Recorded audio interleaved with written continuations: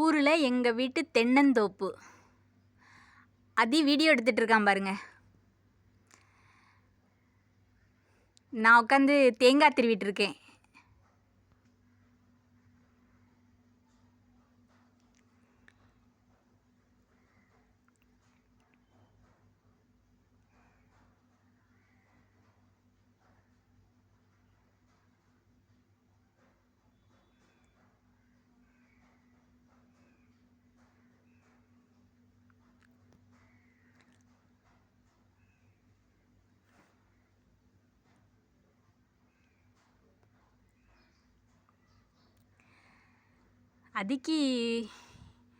ஊரில் போய் இருக்கிறதுனா ரொம்ப ரொம்ப விருப்பம்.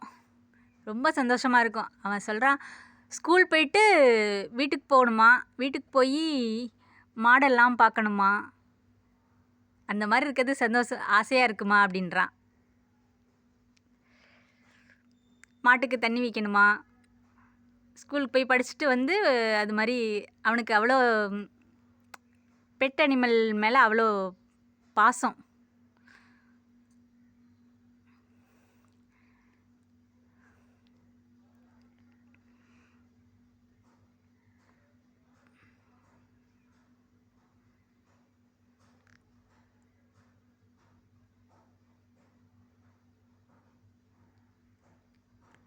ஊரில் 2 நாள் தான் இருந்தோம்.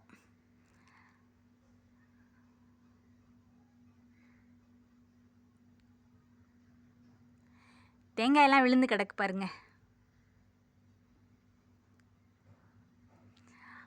சின்ன பிள்ளையா இருக்கும்போது அந்த மணலில் உட்காந்து விளையாட விடுவோம். நல்லா இருக்கும். அந்த ஃபோட்டோ வீடியோலாம் வச்சுருக்கேன், போடுறேன் அப்புறமா. அந்த தேங்காய் மரத்துலேருந்து விழும் பார்த்தீங்களா குறும்பை, அதை எடுத்து அதிசயமாக பார்த்துக்கிட்டு உட்காந்துருந்தான். சின்ன பிள்ளையா இருந்தப்போ போனது தான். அதுக்கப்புறம் பெரிய பிள்ளையாகி இப்போ தான் போயிருக்கோம் ஊருக்கு.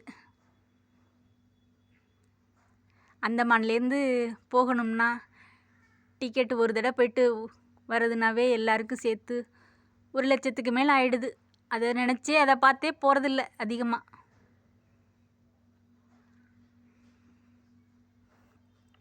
இதுதான் எங்கள் குலசாமி சாமி கும்பிட்றத ஃபஸ்ட்டு பார்த்துருக்கான். குலசாமி கோயிலில் போய் சாமி கும்பிட்டு ஃபஸ்ட் டைம் இது. இத்தனை வயசாகிடுச்சு, இவ்வளோ பெரிய பிள்ளையாயிட்டான். எங்களால் போக முடியல. இதுதான்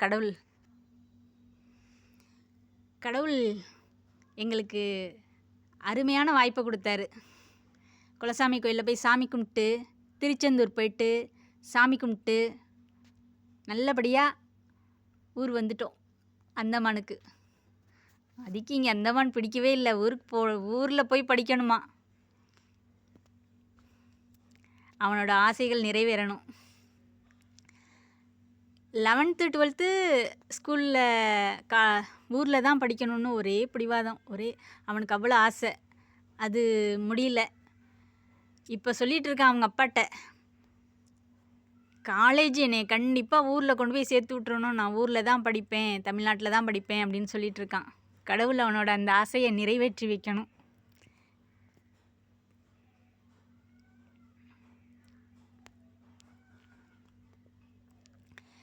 ஏர்போர்ட் வந்துட்டோம் நாங்கள்.